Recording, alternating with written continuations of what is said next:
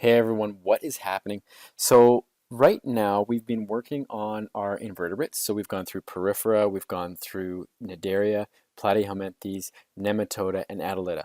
All right, we've got a few more. We've got Arthropoda, we've got mollusks, and we've got Echinodermata. So we're kind of getting to the end of that. But what we're going to do is we're going to have a culminating assignment to integrate all these different characteristics, vocab that you've learned. And this assignment is called the Invertebrate Cafe.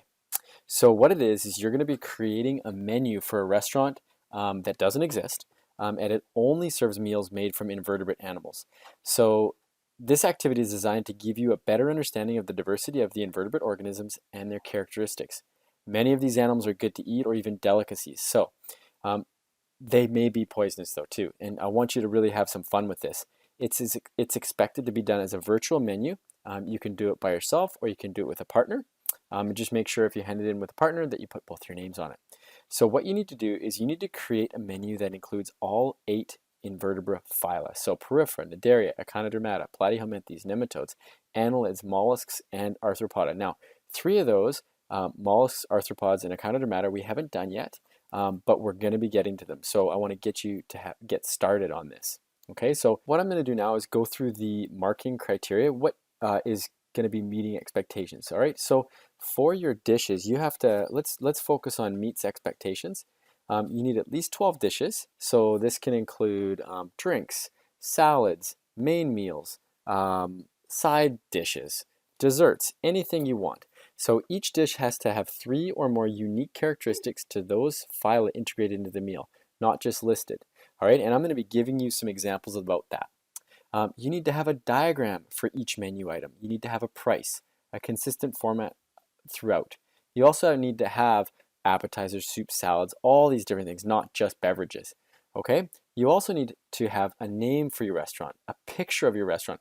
I would just take a picture of any restaurant and put that in for your restaurant. You also need a slogan for your restaurant, like "You kill it, we grill it." And then what I'd like you to do is have get some references. And I know people are struggling with APA formatting, but what I want is not for you just to use my notes. I want you to go look for some things out there on the internet. So I'd like at least 4 references if you can, if you know how. I'd like you to do APA formatting. All right, so let's check out some examples. Here's my example for an invertebrate cafe menu item. So just to start off, there was a part in the rubric that said you need a restaurant name, you need a picture. So my restaurant name is Restaurant Watermania, very sophisticated.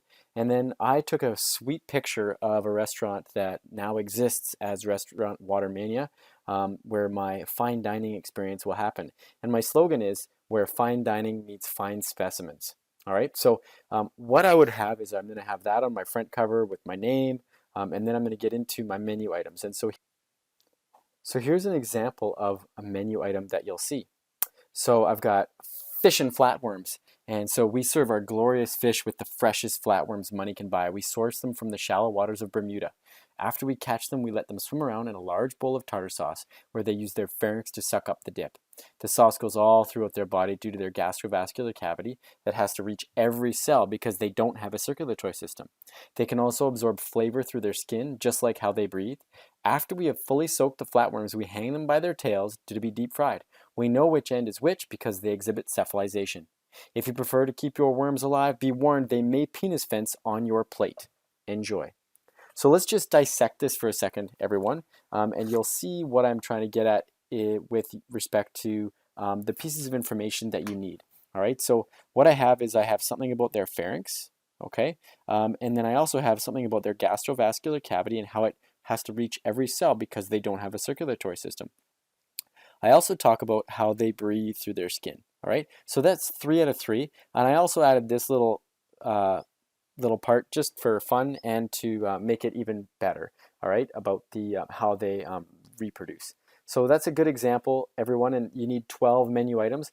I really suggest you get a partner to do this, and you come up with some fun ideas. And how I do that is I just pick a meal, and then I try to relate it to uh, what we're doing in class.